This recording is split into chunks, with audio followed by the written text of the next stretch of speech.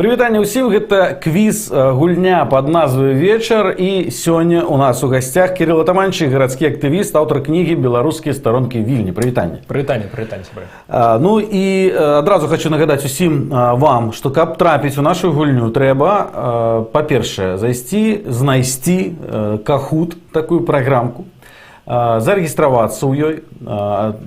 Бачыце, вот пин-код зараз на своих экранах, это пин-код увесці, і вы трапляеце до нас, і будете ўжо некім там 53-м, 54-м, 60-м, я не ведаю якім, бо у нас ужо зараз зарэгістравана 52 удзельнікі, прычым што радуе гэта тое, што сярод ужо звыклых для нашай гульні імёнаў тут хапае абсалютна новых нікнеймаў. Хаця цалкам верагодна, што проста камусьці надакучыў яго нік, і ён вырашыў яго памяняць менавіта на гэтай гульні.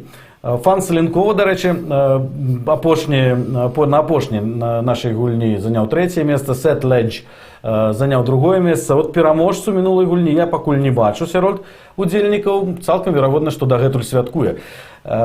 Кирилл, чаму, да, мы дадзім 5 хвілінак на тое, каб яшчэ падалучаліся до нас, і тады будзем пачынаць. А пакуль я просто хочу паразмаўляць, чаму менавіта Вільня, ну, беларускія старонкі Вільні, чаму менавіта Вільня была абраная для цябе як...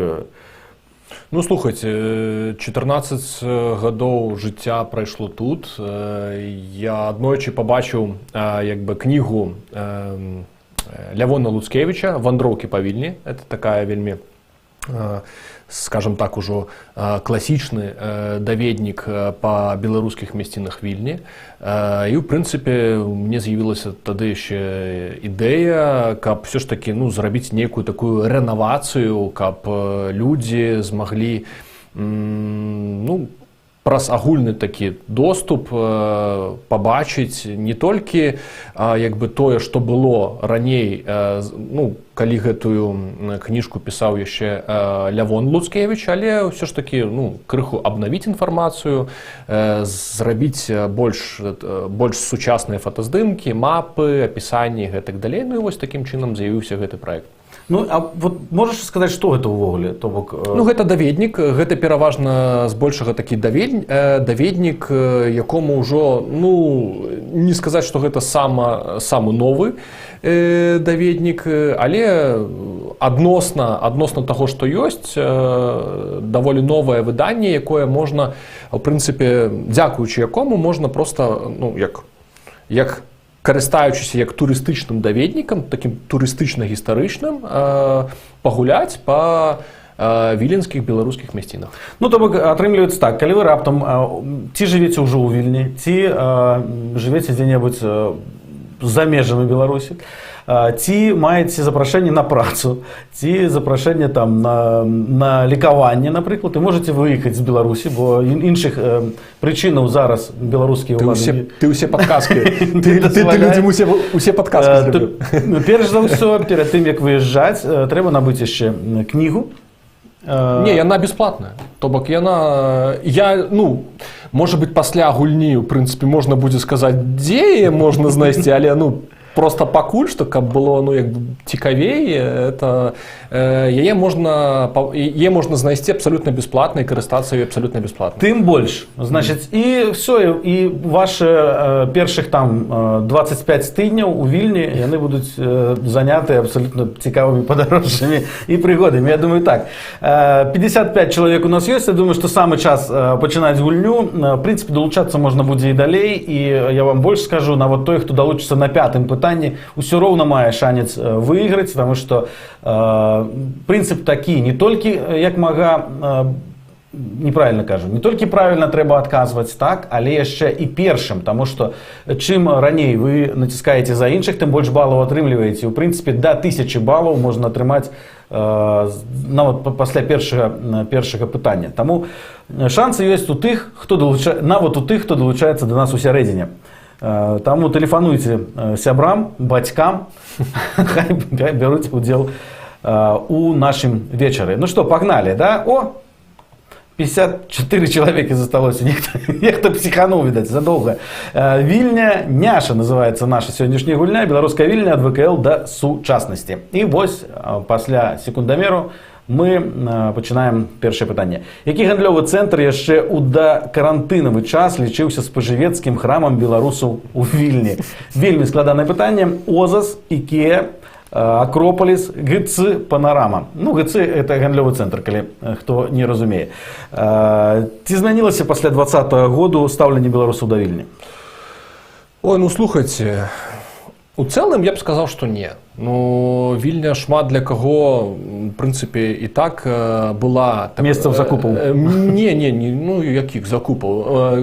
Меккай, скажем так, і гістарычнай, а не толькі гандлёвай, скажем так. Гэта месца прыцягнення людзей, месца, дзе заўжды адбываліся самыя розныя імпрэзы і такі, ну, гасцінны і блізкі нам горад. Я думаю, што 2020-2021 годы нават, ну, з-за таго, што ёсць зачыненыя межы, тым не менш, все адно зрабіўся такім, ну, ўжо домам для тысяч і тысяч наших землякоў. Ну, справа ў тым, што хто сюды прыязджаў так проста там на выходныя, той, напэўна, зараз тут і жыве.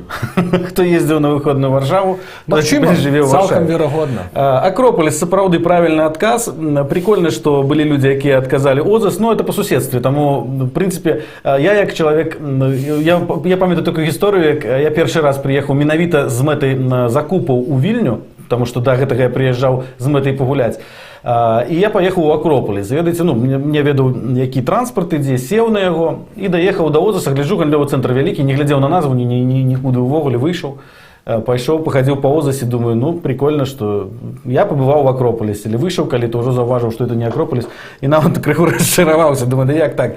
Ну, а ўжо не было магчымасці, ўжо трэба было назад. Дарэчы, адна з матывацый, чаму з'явіўся менавіта такі гістарычны даведнік, это якраз такі тое, што мяне, ну, калі я толькі прыехаў сюды, бянтэжыла тое, што людзі ведаюць, ну, толькі шопінг. Ну, то бок, пра Вільню шматлікія беларусы ведалі там выключна гандлёвыя цэнтры, шопінг, аэрапорт. Ну, як бы, а тут же ж безліч наших мясцінаў. Не, тут же ж безліч наших мясцінаў. І я думаю, што мы сёння пра гэта паговорым. У нас 22 пытанні менавіта пра гэта, таму паехалі далей. Так, вось яны і пераможцы. Хелен Вікторі 5, не ведаю, як тут гэта чытаць. Твой шакоціс, відавочна, Віленчук. Не факт, альбо знаўца. Ці аматар шакоцісаў, да. Дамок на дрэве, чай і 7, ну, это вот нейкі набор лічбаў, падобны на нумар телефона. Можна, хто зараз мае магчымасць, наберыце, праверце, хто там, напишите нам у каментарах под нашим стрімам у Ютубе. Дарэчы, тут же вы можете пакідаць у каментарах под стрімам пытанні Кириллу. Я буду іх агучваць, чаму б і не. Поехали далей. Пробачьте, слайд. Вот так выглядае Акрополіс старажытных грекаў, а так выглядае Акрополіс сучасных беларусаў. Поехали далей, цяпер уже дакладна. Пытанне. Хто з князёў Вялікага княства Літоўскага заснаваў Вільню? Ну і варыянты. Вітаўт Вялікі, Міндаўг, Гедымін і Альгерд. Такія пытанні, такія адказы дакладней. Вырашайце, хто ж, на вашу думку. Падказваць нічога не буду, а хочу спытаць. Дык усё ж такі цікавы помнік. Не хапае, мне падаецца, ще 5-го адказу, гледзячы на гэты помнік, Дарт Вейдер. Хто ж такі ўсё ж такі князі великалітоўскія, беларусы ці літоўцы? Ну, слухайте, вы такое пытанне задаеце. Зараз мой адказ на гэта пытанне можа лёгка пасварыць две нацыі. Ну, як бы, таму нашы агульныя продкі. Ось, я б адказаў таким чынам. Ну, але гэтае пытанне гучыць шматкроць просто паўсюль рэальна. Асабліва, калі прыязджаеш у Вільніці, там адбываюцца нейкія падзеі, натоўп турыстаў беларускіх, а яшчэ там пасля якой-небудзь бараса, і ўсё. І там высвятляецца, хто ж чые яны, чыя Вільня. Ну, гэтае пытанне у нас таксама будзе.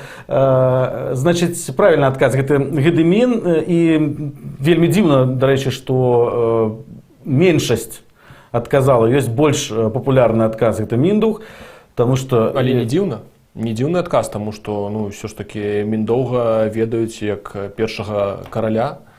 Але ёсць помнік, цэнтральны праспект, цэнтральная плошча, Это ж, ну, як би, тут треба просто було ну, вот это слово. Тому будьте уважливі, коли ласка, і сачите за варіантами отказу, проглядайте, скануйте їх, скажем так. Давайте поглядим, хто перемог у гэтым раунде. 3 собаки. З'явився новий у нас персонаж. Сетліч, чоловік, який зайняв друге місце у минулій гульні. Дамок на древі, індійський чай. Був тільки що просто чай, по-моєму. А зараз уже індійський. У вас там ціла серія, я так розумію. І Вельва. Ось вона, 5 лідерів. А тепер давайте поглядим на наступне питання, я так розумію. Да. Якого звіра убачив во сне заснавальник Вільні князь Гедемін? І варіанти відказу. Тура, лося, медведя, вовка. Давайте так, каб не открывать отказу на гэтае пытанне. Увогуле, чаму вот так у шмат якіх легендах, скажем так, трапляюцца вот гэтыя жывёльныя гісторыі? Ёсць разуменне гэтага пытання? То бок, звычайна так і здараецца. Убачыў нейкага жывёлу, хоп, пабудаваў горад. Ну, тому что жывёлы, як, в прынцыпе, раней, так у цэлым і зараз это з'яўляюцца, ну, такімі, як бы, сакральнымі істотамі. То бок, праз, ну, яны як такі праваднік, праз якіх можна трансляваць пэўныя інтэрпрэтацыі пэўных уласцівасцей, ну, то бок, там, ці людзей, ці падзей і гэтак далей. Вось, таму, ну, магчыма, тут якраз такі, вось, і сыходзячы з таго, як бы, хто інтэрпрэтаваў вось сон Гедеміна, я не здзіўлены, што гэта воўк. А ёсць нейкія ўзгадванні ў Вільні воўка менавіта? Ну, вот. Так, конечно. Жалезнага воўка. Будзем больш дакладнымі. Я, праўда, не ведаю, ці там, магчыма, наступнае пытанне якое, а то тут можа быць спойлер. Ну, не настолькі ўсё. Да, ну, мала ли. Да. Жалезна, ёсць адна з цэнтральных вуліцаў, гэта жалезнага волка, ёсць вайсковая брыгада, то бок яна таксама носіць назву жалезнага воўка і шмат розных такіх тапонімаў. Як вы зразумелі, воўк, да, прысніўся заснавальніку Вільні жалезны воўк, і у нас 13 чалавек адказала правільна. Вось так выглядае цяпер 5 лепшых, 3 сабакі, амаль што воўкі, Вельва, Твін Пікс, Злыдзень і Хелен, вот так. Хелен 5-я. Да, Лена 5-я. І вот цяпер мы паглядзім на жалезнага воўка. На гары стаіць жалезны воўк, а ў ім раве быццам 100 ваўкоў раўло. Вот такім чынам. Паехалі далей. Наступнае пытанне у нас, да, нагадваю, што вы можете пісаць пытанні Кірылу у нашым стріме, і я буду іх задаваць. Павышанай складанасці пытання, як называлася першая кніга Францыска Скарыны, выдадзеная ім у Вільні? Апостол, Псалтыр, Чеснословец, малая падарожная кніга. Ваши варыянты адказу, калі ласка, і вот гэты помнік, які мы бачылі на мінулым пытанні, ну, слайдам. Гэта што адкуль? Это не мясцовая гісторыя? У сэнсе мясцовая гісторыя. Гэта легенда, натуральна. Нет, вот сам слайд помнік воўка. Мне ён нічога не нагадвае. Не нагадаў. То бок, ну, просто я вырашыў... Я думаю, што там у ваколіцах Вільні хапае розных помнікаў, у тым ліку і ваўку. Там і ў Кернаве ёсць, напрыклад, помнік ваўку. Я думаю, што па Вільні таксама розных хапае. А тут, вось, дарэчы, да, адна з самых такіх старых мемарыяльных дошак нашым дзеячам, ну, Вялікага княства, таму, як бы, цікава, колькі людзей адкажа на пытанне. Адказала на пытанне шмат людзей, але правільна адказала толькі 17. Малая падарожная кніга называлася, першая кніга Францыска Скарыны, выдадзеная ім у Вільні. Увогуле, якое значэнне гэта мела для нашай гісторыі, скажем так? Ну, слухайце, это вялізнае значэнне. Калі мы разважаем пра друкарства і першадрук, то калі я думаю, што шаноўныя гледачы і гульцы добра ведаюць, што ў тыя часы быў такі, ну, назовем это па-сучаснаму, батл паміж тымі, хто перапісвае кнігі, і тымі, хто ўжо пачынае іх як бы, ну, друкаваць. То бок это фактычна Скарыну можна, ну, там, на наших таких просторах назваць адным таких з першых стартапераў, якіх, в прынцыпе, прыйшоў да прадпрымальнікаў і сказаў, што хлопцы, у мяне ёсць файная ідэя, кнігі можна не проста перапісваць, а у мяне ёсць тэхналогія, давайце іх друкаваць. І так у самым цэнтры Вільні, каля гарадской ратушы, вось адкрылася друкарня. Не будем называть? Ёсць, магчыма, да? Да, по-моему, ёсць, я не буду это самое, але мне падаецца, што ёсць. Буду меж балтаць, да. 3 сабакі, першае месца, Вёлева, Twin Peaks, Злыдзень, Дамок на дрэве. Гэта 5 лідараў. До речі, так, 3 гульцы у нас, карацей, отказали по 4 разы правильно. И так, поехали далей. Да, вот так выглядала гэтая книга. Выглядае, чаму выглядала. Апостол у... Не. Так, все правильно. Да, апостол у 1525 годзе, малая падарожная кніга ў 1522. Псалтыр быў выдадзены ў Празе ў 1517. Чеснословец у Вільні, але таксама пазней. Это можете сабе занатаваць і потым казыряць перед сябрамі на тусовках. Поехали далей. Наступнае пытанне. Хто аўтар гэтых радкоў? Якіх жа? Толькі ў сэрцы трывожным пачую за краіну радзімую жах, успомню вострую браму святую і ваякаў на грозных канях. Варыянты адказу: Янка Купала, Максим Богданович, Якуб Колас і Кастусь Каліноўскі. Ну, як так здарылася, што вот столькі сувязяў, да, з Вільняй, з той же самай вострай брамай, да, і ў выніку яна ў іншай краіне? Ну, слухайце, гістарычныя шляхі яны такія, але ў сённяшні дзень мы павінны глядзець на пэўныя сімвалы. Мала хто заўважыць, магчыма, публіка ў нас даволі абазнаная і будзе ведаць, што вострая брама, яна яшчэ называецца інакш, і я не зноў ж такі, я не ведаю, Медніцкая брама, і яна ідзе ў накірунак меднікаў, то бок медзянінкай па-літоўску, і гэты накірунак ідзе далей на Менск.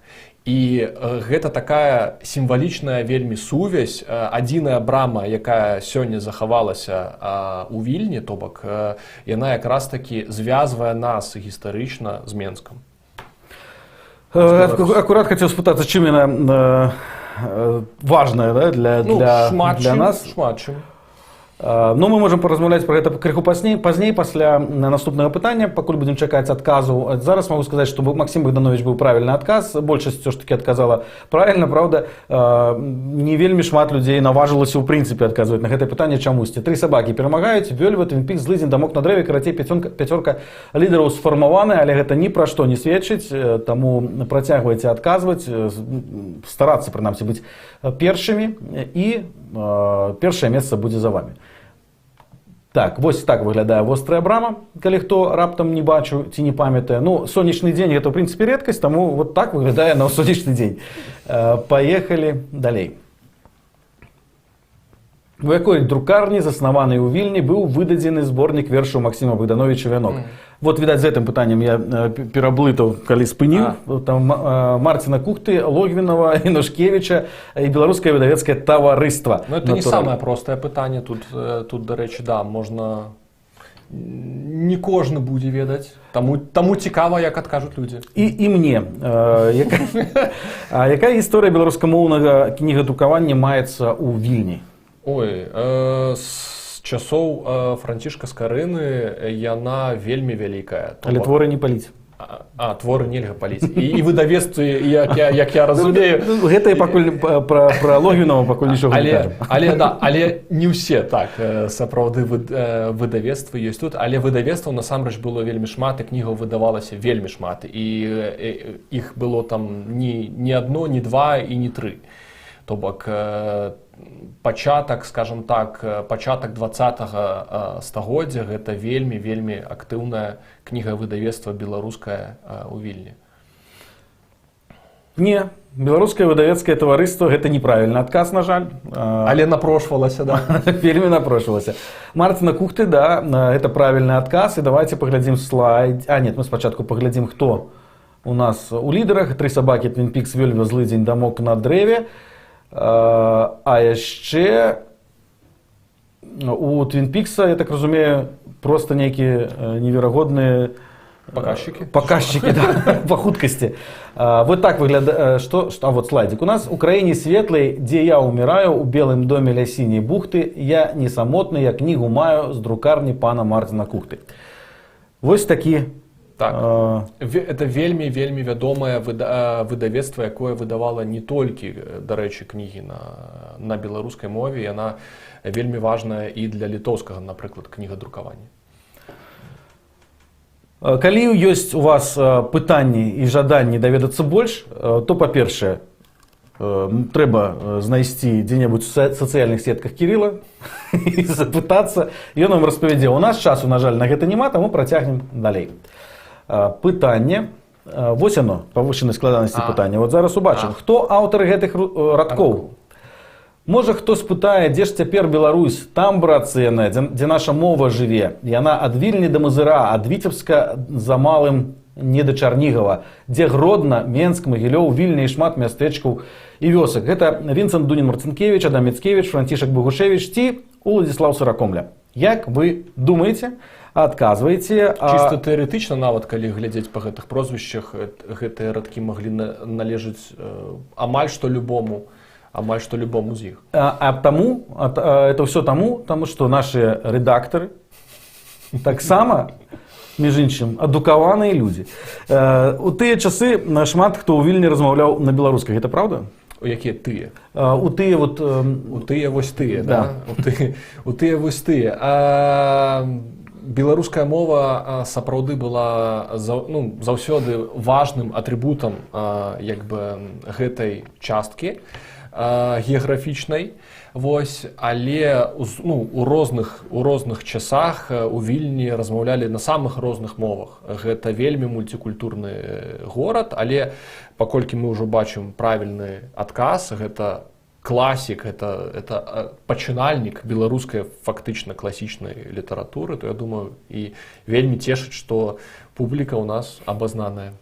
Францішак Багушевич, правильный отказ. У нас, да, 10 человек отказали правильно, это классно. Сетліч з'явіўся ў пяцёрцы лідераў, у іншым пазіцыі не змяніліся, таму прапаную вам працягваць.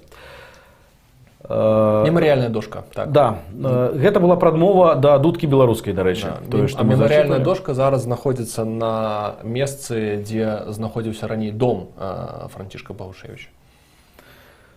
Так, едем далей.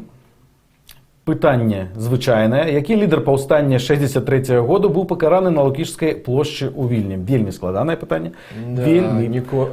Тадеуш Касцюшка, Эмілія Плятар, Валер Урублеўскі і Кастусь Каліноўскі. Я буду нават здзіўлены, калі нехта не ведае гэта. Ну, давайте вернемся да папярэдняга пытання. Чым Багушевич займаўся ў Вільні?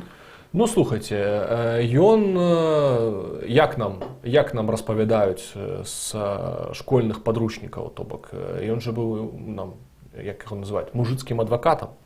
Вось, то бок, фактычна ён быў юрыстам, але акрамя гэтага ён яшчэ быў якраз такі удзельнікам паўстання, якім вось якраз такі тут у нас кіраваў человек.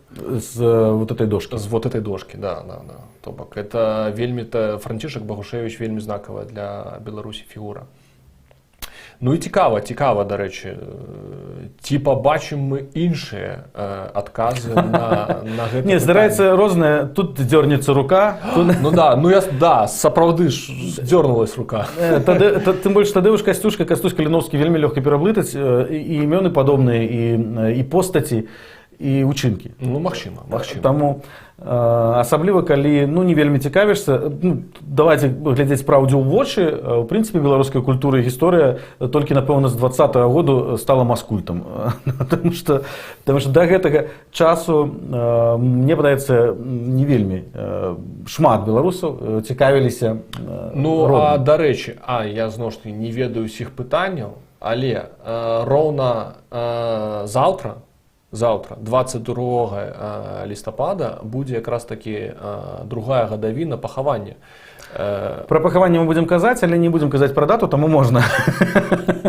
Ясна. Добра. Так, давайте паглядзім, што ў нас змяня. Нічога не змянілася абсалютна. Літаральна 200 балаў раздзяляюць «Тры сабакі» і «Твін Пікс». Таму просто, калі зараз «Твін Пікс» будзе хутчэй у правильном отказе, то, я думаю, зойме и першую позицию. Так, поедем далей. Наступное пытанне. Да, вот так выглядае гэтая дошка. И вот тут уже не схаванае імя. Так, калі нехто не поверыў нам, что все ж таки правильный отказ Кастусь Каліноўскі. Правда ці хлусня? Кастусь Каліноўскі нарадзіўся ў Вільні. Як вы думаете, ці правда гэта? Калі ласка, выбирайте true, это правда, false, это неправда. Тому ваш выбор. Я хотел задать пытанне, як адбываўся арышт і што мы ведаем пра апошнія моманты жыцця Каліноўскага? Арышт адбываўся у Вільні. Вось, яго, скажем так, вельмі у цэлым можна знайсці такія апісанне вось гэтага арышта, даволі такое, як сказаць, мастацкае апісанне. Вось, насамрэч, канешне, мы можам ведаць, праўда гэта ці не, выключна са сведчанняў тагачасных. Вось, якіх засталося не вельмі шмат, але сапраўды яго арыштавалі жандармы, таму што яго, як это часта бывае, здалі. Вось, здалі, скажем так, не то знаёмыя, не то паплечнікі. Вось, і такім чынам проста жандармы выйшлі на яго і схапілі. Адбываў ён сваё пакаранне недалёка ад свайго месца затрымання. Вось, і з гэтага месца пакарання выйшлі у цэлым радкі, якія мы зараз зноў ж такі вывучаем па гісторыі Беларусі і па беларускай літаратуры. І на дзіву ніводнага адказу, што гэта праўда, няма. Але могу засведчыць, што не ўсе далёка адказалі. Так што, верагодна, тыя, хто вагаўся, тыя проста не адказалі на гэтае пытанне. Адказвайце ў любым выпадку, сур'ёзна, таму што мы не бачым увогуле, хто адказвае правільна ці неправільна. Ніхто не будзе хейціць. Да, хейціць дакладна не будзем. Так, што змянілася? Нічога не змянілася, тая ж самая пяцёрка лідараў. І вось так выглядае помнік, Гарадзенская вобласць, Свіслач. Гэта радзіма Кастуся Каліноўскага. Так што тыя, хто з намі зараз у гульні са Свіслачы, можаце лікаваць. Перадаем прывітанне. Гэта ваш герой асабісты, скажем так. Паехалі далей. Дзе ў Вільні ў 2017 годзе знайшлі рэшткі лідараў паўстання 1863 года, у тым ліку Кастуся Каліноўскага. Таксама пытанне, на мой погляд, вельмі складанае. Лукічская плошча, Катэдральная плошча, Замкавая гара, Вострая брама. При таких варыянтах ответа то сапраўды можна падумаць, што і складанае пытанне. Прынамсі два. Прынамсі два не. Але таксама дзіўная гісторыя з гэтым месцам. Пра яго было вядома даволі даўно. Проста што ніхто не навагаўся гэтае месца не кранаць. Вось, таму што яно было, ў прынцыпе, сакральным месцам для горада, але так сталася, і што, скажем так, лёс склаўся так, што я не ведаю, якія сілы, але зрабілі такім чынам, каб все ж таки мы пабачылі гэтае месца. І наколькі я разумею, памятаю, то менавіта парэшткі Кастуся Кліновскага сталі першымі знойдзенымі, выпадкова знойдзенымі. Па сведчаннях так, як там было насамрэч, можа быць, гэта частка, конечно, прыгожай легенды, але тым не менш, сёння мы ведаем гісторыю такую, што так, сапраўды, парэшткі Кастуся Каліновскага былі знойдзены першымі, і ёсць ужо такое, як это з 2019 года такі выраз, як бы знайшлі Кастуся і панеслася. То бок. Гэтай паралельна, я думаю, праводзяць амаль што ўсе, хто мае нейкую зацікаўленасць гісторыі, да, і вот менавіта асобай Кастуся Каліновскага. Сапраўды, это, канешне, вельмі дзіўнае, калі это супадзенне, то вельмі дзіўнае супадзенне. Замкавая гара. Але вельмі сімвалічнае, так. Да, і вельмі сімвалічнае. Замкавая гара менавіта там знайшлі выпадковым чынам, просто з'ехаў кавалак гары і вызваліў парэшткі Кастуся Каліновскага, як мы, прынамсі, нам распавялі. Так.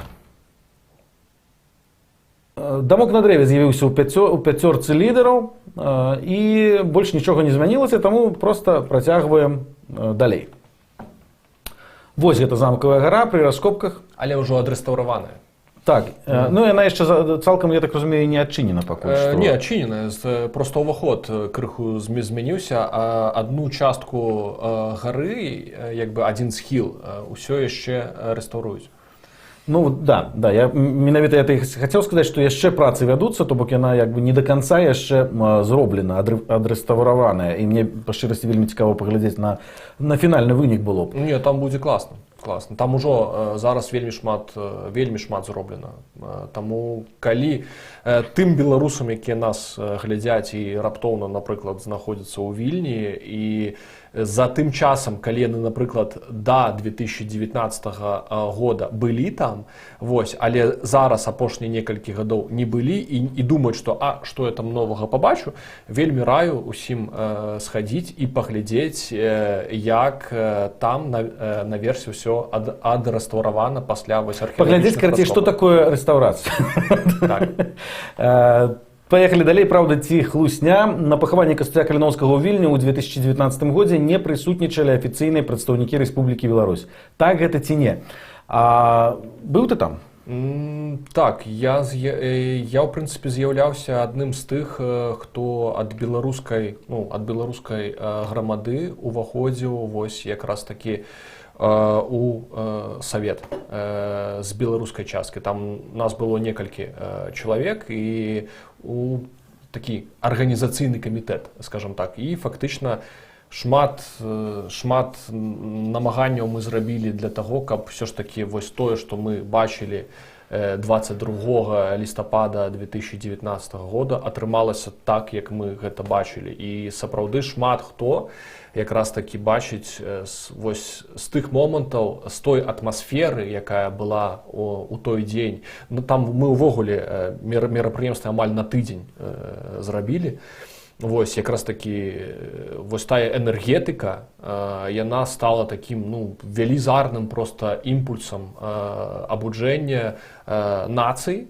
Вось таму мне просто як ёсць такі пэўны гонар за тое, што ўсё ж такі давялося спрычыніцца і падрыхтаваць гэта, каб шмат для тысяч землякоў гэта такая падзея на ўсё жыццё. Правильный адказ неправда. І прысутнічалі прадстаўнікі сапраўды, і тым не менш большасць, просто это была такая прысутнасць, што крычалі ганьба, да. Яе можна было нават не заўважыць. Падчас прамовы крычалі ганьба. Шчыра прызнаюся, я таксама там быў і таксама выкрыкваў. Так, Сэтліч зноў з'явіўся на 5-й пазіцыі. Нешта ў нас тут дамок на дрэве падрос троху. А так, збольшага 3 сабакі Twin Peaks так і трымаюць першае, другое месца. І была дэлегацыя беларуская на чале з віцэ-прэм'ерам Ігорам Петрышэнкам. У нас, відаць, ёсць нейкі кавалачак. Да, вот так это выглядала ягонага выступу. Вот зараз ён стаіць у касцёле прамаўляе нешта, а тым часам на вуліцы звычайныя беларусы з чырвона-белымі сцягамі крычаць ганьба. Не, яго, па шчырасці, першая частка яго прамовы была адэкватнай. Ну, то бок там все было... Я ўжо не памятаю падрабязнасцяў, але там, правда, было некалькі такіх... Адсылаў вось гэтых там пра сацыяльна арыентаваную там, дзяржаву, там вот это вот. Ну, ён просто у канцы уставіў вось некалькі вось гэтых ідэалагічных штампаў, і вось з-за гэтага, ў прынцыпе, яго выступ, ну, можна сказаць і лічыць фактычна неўдалым. Калі б ён гэтага не зрабіў, то як бы абсалютна адэкватная прамова. Калі б ён гэтага не зрабіў, ну, я думаю, да, ён бы, магчыма, не быў згубіў пасаду яшчэ раней.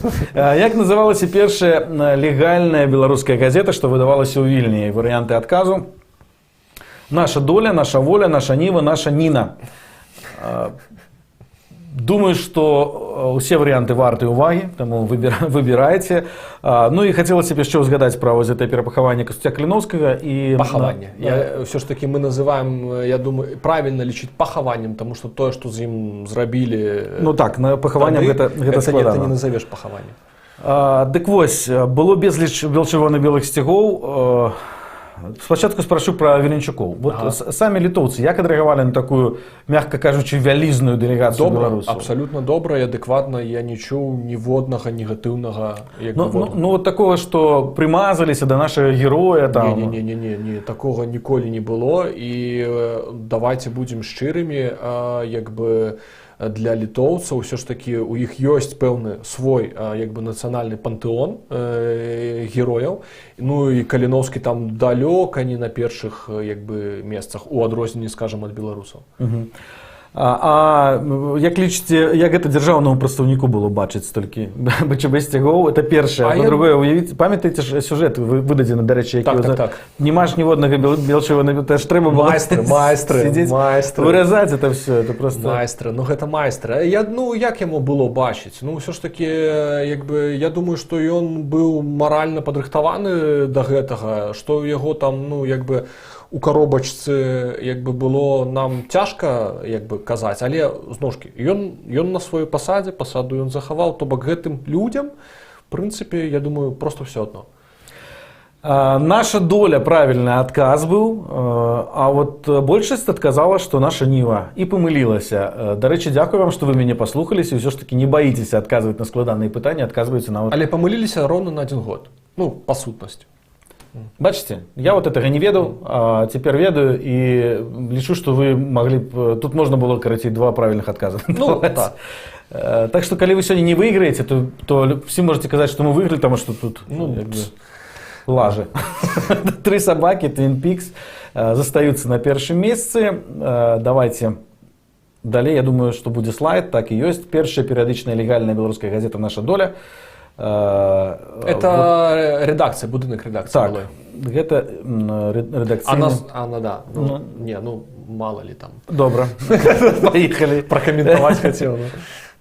Павышанай складанасці пытання. Хто быў рэдактарам газеты «Наша ніва» у 13-14 годзе? Што, акурат? Ну, вось добра, вось якраз такі акурат будынак насупраць вуліцы, то бок это адна і тая ж вуліца, але з аднаго боку вуліцы рэдакцыя газеты «Наша доля» будынак, а роўненька вось праз дарогу з іншага боку вось гэты будынак. Варыянты адказу: Янка Купала, Якуб Колас, Кастусь Каліноўскі, Максім Богданович. Гэта 4 персоны, якія прэтэндавалі на тое, каб стаць рэдактарамі нашай нівы у 13-14 годзе. А каб быць Віленчуком, трэба абавязкова тут нарадзіцца?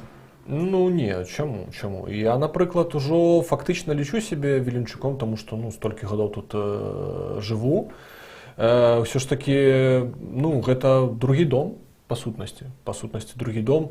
Усім тым я лічу так, што хто, в прынцыпе, паважае такую мультикультурную і мультинародную гісторыю Вільні, то бок фактычна так не прытрымліваецца такой жорсткай нацыяналістычнай пазіцыі у дачыненні да Вільні, то бок я лічу, што такі чалавек мае права быць віленчуком, таму што Вільня па сутнасці гэта заўжды мультикультурны горад.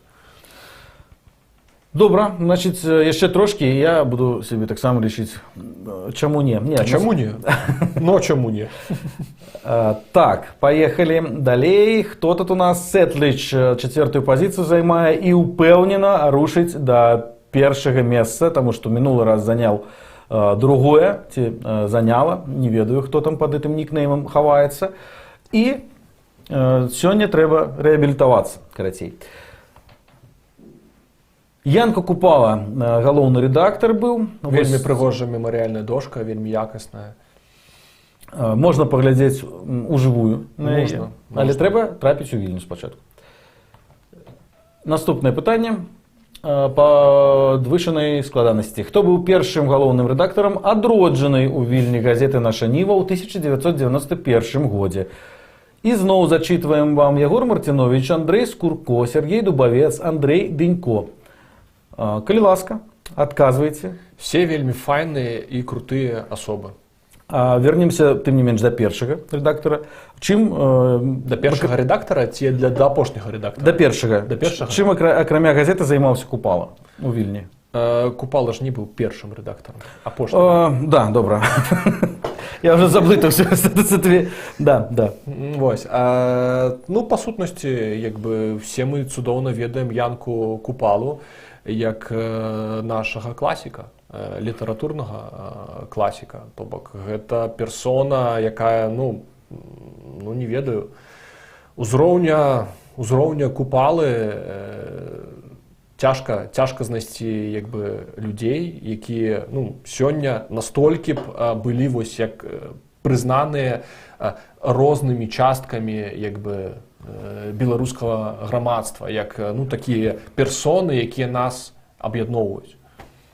Вот, а тут все ж таки про першага рэдактара адроджанай ўжо газеты вядзецца. І гэта сапраўды быў Сергей Дубавец. Пра яго мы, дарэчы, гэтую сітуацыю, яго канкрэтна і яго рэдактарства мы абмяркоўвалі калісьці ўвечары, калі нашым госцем быў Сергей Харэўскі. Таму можна знайсці і паглядзець гэтую праграму. Вельмі шмат таксама цікавага было там прагучала у гэтым эфіры. 17 чалавек адказала правільна. З'явіліся ў пяцёрцы тутэйшыя, Сетліч нікуды не зрушыў, дамок на дрэве, Twin Peaks і тры сабакі таксама застаюцца на месцах. Ну, знаўцы. Знаўцы, да. І прычым вельмі сур'ёзны адрыў першых двух месяцаў ад астатніх. Але яшчэ не ўсё згублена, таму можна... Да, вот так выглядае пісьменнік Сергей Дубавец. Фота, дарэчы, ну, наколькі я магу зараз уяўляць, даволі сучасная, таму, калі сустрэнеце яго, то ведайце, што ён не змяніўся. Паехалі далей. Наступнае пытанне. Па падвышанай складанасці. Адзначце лічбу фота, на якім адлюстраваны стваральнік першай беларускай граматыкі Браніслаў Тарашкевіч. Тарашкевіч, да. Ну, это просто вымаўленне. Так. Выбірайце, карацей, фотку, дзе ён як это, выяўлены, да? Вы ведалі кагосьці з адраджэнцаў нашай Нівы? Адраджэнцаў у сэнсе сучасных? Так. Ну, конечно, я знаёмы са спадаром Дубаўцом. Мы пазнаёміліся тут яшчэ ў Вільні, таксама знаёмы, в прынцыпе, ўжо з больш сучаснымі, там, вось, і Андрэя Скурко, в прынцыпе, ведаю, і Андрэя Дынько ведаю. З Ягорам Мартиновичем, на жаль, ну, не давялося асабіста быць знаёмым. Дарэчы, Ягор Мартинович зараз знаходзіцца за кратамі, з'яўляецца... Як і Андрей Скурко, дарэчы. Так. З'яўляюцца палітвязнямі, і ну, я нават не ведаю, што тут яшчэ можна дадаць, апроч таго, што калі ёсць магчымасць, жаданне, то пішыце ім лісты. Абавязкова. І гэта вельмі моцна падтрымлівае там. Значыць, 33 правільных адказы, гэта другая фотка была менавіта з выявай Тарашкевіча. Давайте, напэўна, у нас будзе слайдик. Тут Сетліч займае ўжо трэцяе месца, і гэта значыць, што тры сабакі і Twin Peaks беражыцеся. Паехалі далей. Пра слайдик сказаў, што будзе, і ў выніку забыўся. На фотках Вацлав Ластоўскі, потым Браніслав Тарашкевич, Антон Луцевич на 3-й, Луцкевич, прабачце, так, і Барыс Кіт на 4-й. Усе жылі, працавалі ці вучыліся ў Вільні. І усе проста выбітныя людзі, якія заслугоўваюць ушанавання, як мінімум, вуліцамі нашых гарадоў. Назвамі вуліц нашых гарадоў. Але, як мы разумеем, не зараз. Але спадзяемся, што хутка. Ну, я думаю, што не пазней за вясну. Маё такое меркаванне. Там тру ці фольш. Суаднесіце фота і імёны тых, хто навучаўся ці працаваў у Віленскай беларускай гімназіі ў тым парадку, што пазначаны. Ну, зараз патлумачу яшчэ больш зразумела. Вот вы бачыце фоткі, яны пранумараваныя, і вам у такой жа чарзе трэба націснуць на імёны, каб менавіта тыя імёны ішлі ў той чарзе, як размеркаваныя фоткі. Так, хацеў спытацца. Ну, непростае пытанне. Яно, дарэчы, па падвышанай складанасці, таму калі вы адкажаце правільна, то адразу можна вырвацца там не тое, што ў лідары, а ў космас нават. Я хацеў я вот не магу згадаць, па-мойму, там ёсць у нас пытанне пра гэта. Караценька распавядзіце, так будзе прасцей, пра гэтых вот персанажаў, якія тут ёсць, чым яны займаліся. Ну, Адам Станкевич – гэта адзін з заснавальнікаў такой клерыкальнай партыі беларуская хрысціянская дэмакратыя, якая, дарэчы, ёсць спадкаемства гэтай партыі і сёння. Наталья Арсеньева – гэта аўтарка нашага духоўнага гімна «Магутны Божа». Аркадзь Смоліч – гэта, ну, выбітны даследчык, выбітны навуковец і грамадскі дзеяч. І, здаецца, калі я не памыляюся, то ён якраз такі адзін з тых, хто спрычыніўся вельмі моцна да Беларускага дзяржаўнага універсітэта і акадэміі навук, калі я не памыляюся. А Максім Гарэцкі – гэта літаратуразнаўца. І ён быў выкладчыкам літаратуры у Натальі Арсеньевай. Запомнілі, я спадзяюся, што вы запомнілі. 72% ўсё ж такі адказала неправільна, недзе зрабілі памылку. Бывае такое. І дамок на дрэве падрастае, Сэтліш спускаецца на 4-ю пазіцыю. Ну, я думаю, што губляць надзею не трэба нікому, нават тым, хто зараз пакуль у пяцёрцы тут у гэтай незаўважны. Не ведаем, якія пытанні там падрыхтавалі яшчэ. Так, Максім Гарэцкі, Адам Станкевич, Наталья Арсеньева, Аркадзь Смоліч. Вось такім чынам размеркаваны гэтай фоткі. І наступнае пытанне. Не патрапіў. Зараз. Праўда ці не, у Вільні існуе і зараз беларускамоўная віленская гімназія імя Францыска Скарыны. Вот хацеў пра гэта спытаць акурат я пасля таго, як агучыў тое пытанне, але добра, што стрымаўся. Праўда ці не? Ці існуе дагэтуль беларускамоўная гімназія? Вы выбіраеце правільны адказ. А які быў віленскі лёс выпускнікоў вось той самай гімназіі тады, у тыя часы, калі яна працавала? Ведаеце, па-рознаму складаўся лёс у гэтых людзей, але гэта была такая кузніца нацыянальных кадраў. Вось адтуль выпусцілася шмат такіх як бы навучэнцаў, якія пасля сталі альбо там, скажем так, грамадскімі дзеячамі, альбо пайшлі ў там мастацтва, літаратуру.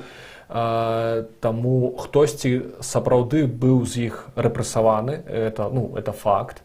Вось хтосьці быў вымушаны з'ехаць у эміграцыю.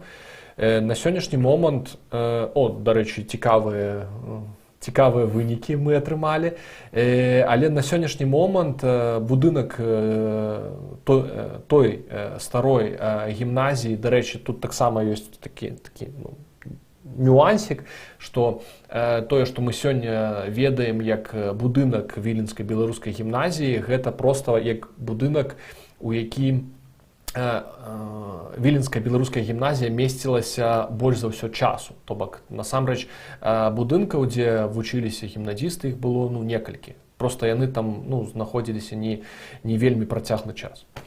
Ось. Такім чынам, 28 чалавек адказала, што это праўда, 29, што не. Амаль пароўну размеркаваліся варыянты, але сапраўды яна існуе. Зараз гэтая гімназія, можа быць, пра яе не вельмі чуваць не вельмі шмат інфармацыі, але яна ёсць. І вот зараз, напрыклад, я, наколькі ведаю, пасля таго, як сюды проста хваля уцекачоў прыляцела з Беларусі, то яны нават былі вымушаныя дадатковыя класы ствараць для таго, каб прыняць усіх жадаючых, але... Да, это адзіная, дарэчы, сярэдняя вось установа навучання, у якой у Вільні ідзе навучанне на беларускай мове ў тым ліку. Для параўнання у Мінску таксама адзіная. Так? Адна ёсць, то бок. Ну, насамрэч, не адна, ёсць там і класы, і, но тым не менш, проста сам факт, што нам вот у Вільні ёсць свая беларускамоўная гімназія. Таму што тут все ж таки у Вільні беларусы гэта нацыянальная меншасць, і так проста калі мы праводзім такія паралелі, то выглядае на тое, што беларускамоўныя беларусы ў Беларусі таксама нацыянальная меншасць. Это правда.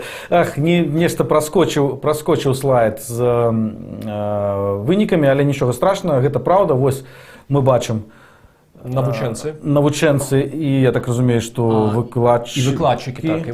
Да, на слайдзе на гэтым. І давайте наступнае пытанне. У нас іх, дарэчы, засталося ўжо вельмі мала, таму давайте падціскайце падвышанай складанасці, у якім універсітэце Вільні навучаўся наш гость Кирилл Атаманчик.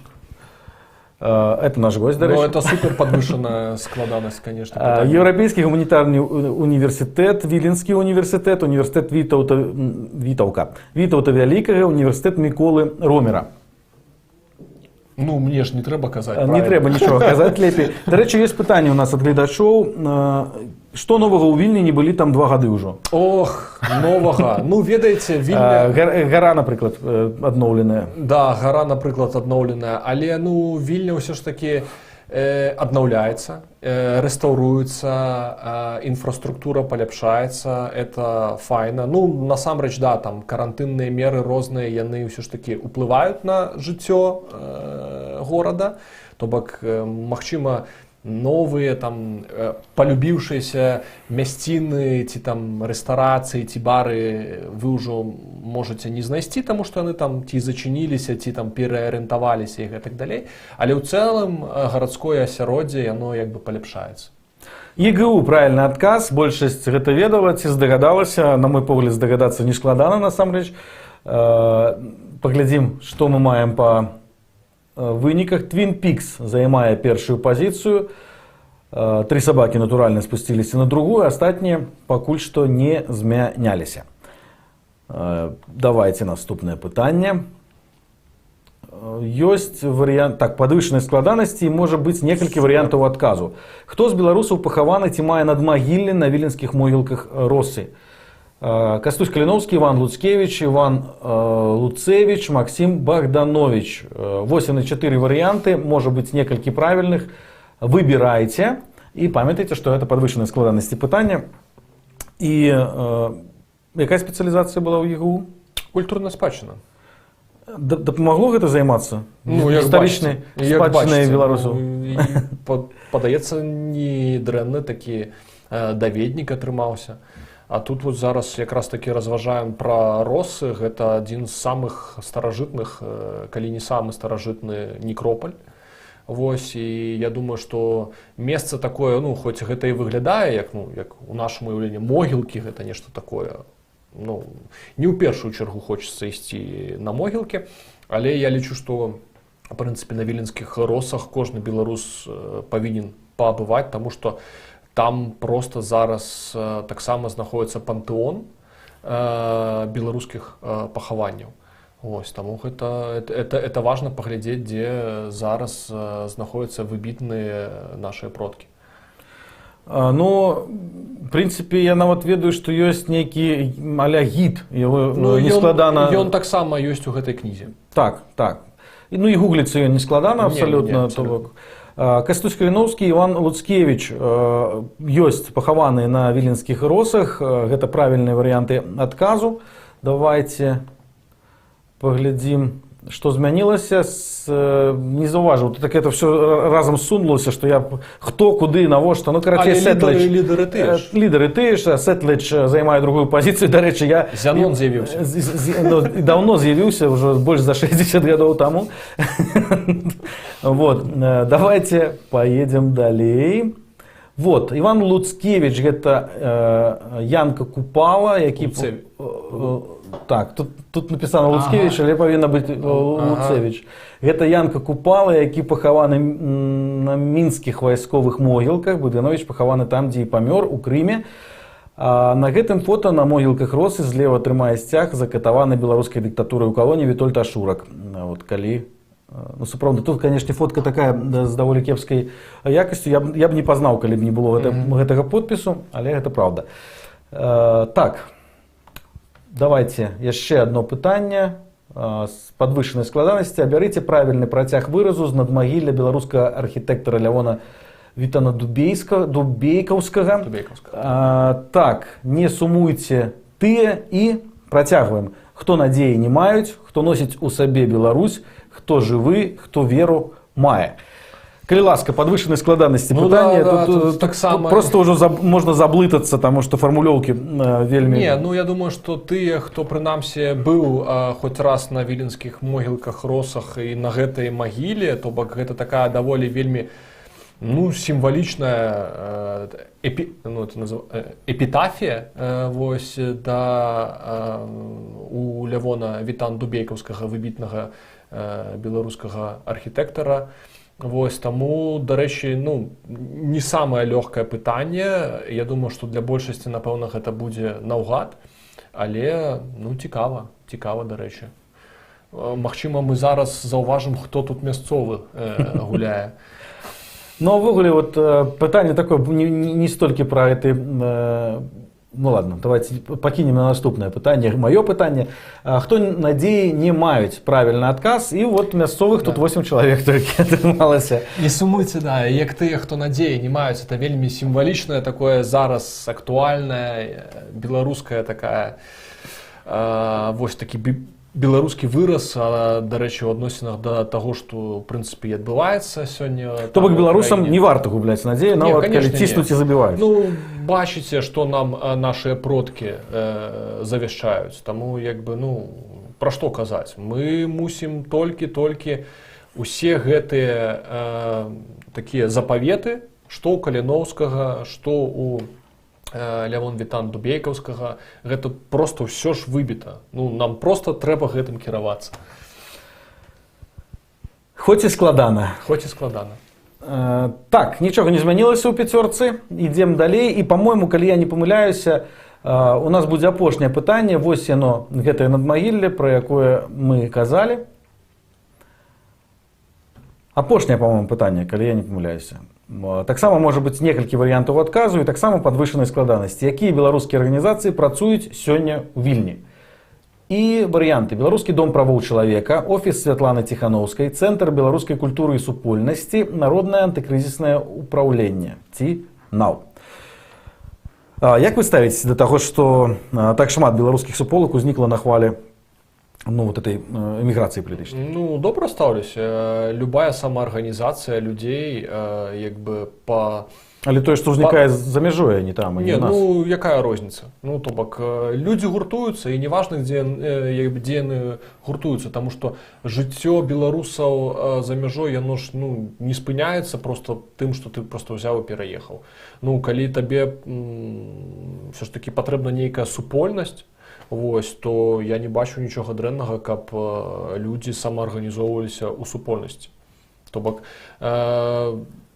абсалютна нармальна да гэтага стаўлюся, і больш за тое, 2020 і 2021 гады ўвогуле прадэманстравалі тое, што беларуская дыяспара, ў прынцыпе, яна ніколі, сколькі гадоў я знаходжуся за мяжою, ніколі не была такой, як адзінай. Тое, што пабачыць там сярод дыяспары кагосьці нават на мерапрыемствах з чырвона-зялёным сцягам, гэта нешта Ну, это трэба пашукаць такіх людзей. Вось. Ну, то бок, гэта ўжо факт, тое, што беларусы за мяжой сталі, ну, і адчулі сябе як бы свабоднымі людзьмі, беларусамі, ну, засталося ўсё ж такі, каб Беларусь стала беларускай.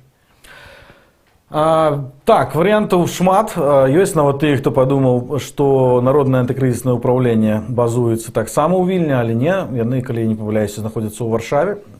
Таму гэты варыянт быў неправільны, усе астатнія былі правільныя. Цэнтр беларускай культуры і супольнасці, калі шчыра, я нават не ведаю такую арганізацыю, але хоць нешта мы прынеслі новага. Да, таму... И это пытанне, фінальнае пытанне, оно не датычнае спаборніцтва, просто хацім ведаць ваше меркаванне. Якая ж усё ж такі Вільня? Наша, польская, літоўская, няша усіх. Вось такія варыянты адказу. Ну і я хочу спытацца таксама і ў Кірыла. Дык якая яна Вільня? Ну, калі вы пытаеце мяне, то і з гістарычнага пункту гледжання і сённяшняга пункту гледжання я б абраў усё ж такі вось квадратик. Вось, няша. Да, вось, таму што гэта, як я і казаў, і гэта падкрэслівае наша гісторыя, тое, што Вільня заўжды была такім мультикультурным горадам. Так, сёння яна фактычна там з'яўляецца сталіцай Літвы, сённяшняй Літвы, і, ну, хай так, ну, то бок, я асабіста нічога супраць гэтага як бы не маю.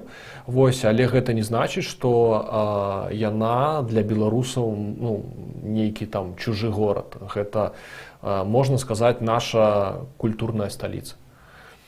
Ну, большасць з вами згодная, хаця ёсць людзі, якія лічаць, што літоўская, хтосьці нават польская, а ёсць і тыя, хто лічыць, што наша. І я іх вельмі добра разумею. Ну і сапраўды, можа быць, спрачацца на гэты конт не трэба. Хіба што па-добраму. Ну, за келіхам піва, калі дзеля жарту. Да. Вось, таму што ёсць ужо падзел, ёсць дзяржаўныя межы, і прынамсі пакуль не будзе адноўлены ВКЛ, наўрад ці нешта зменіцца, як бы гэтага не хацеў там Пуцілу. Давайте паглядзім вынікі нашага квізу. Вільня няша, беларуская Вільня ад ВКЛ да сучаснасці, і 3 сабакі занялі 3-е месца ў выніку. Twin Peaks 2-е месца і 1-е месца. Ну-ка. Сэтліч. Да. Это нешта неверагоднае, просто неверагоднае. Як так? Дамок на дрэве і Зянон 4-е, 5-е месца.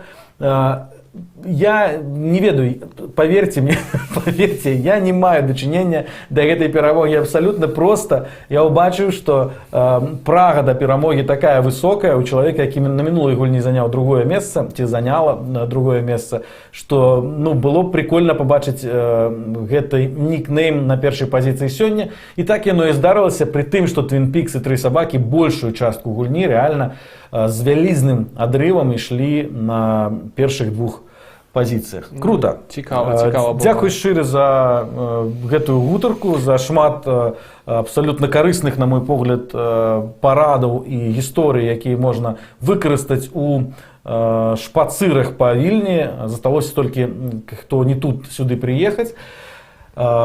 Зноў жа нагадваю, што можна взяць кнігу «Беларускія старонкі Вільні» і знайсці там не толькі мапу росаў, але ў прынцыпе тое, што можна паглядзець і куды схадзіць. Я думаю, мы падзелімся з рэдакцыяй як бы спасылкай, і, магчыма, яны запосцяць. Да, можа быць, так мы і зробім. Яшчэ раз дзякуй. Нагадваю, што Кірыл Таманчык, грамадскі актывіст і аўтар кнігі «Беларускія старонкі Вільні», быў з намі. Дзякуй. Дзякуй, сябры. І да сустрэчы. Да сустрэчы, дзякуй.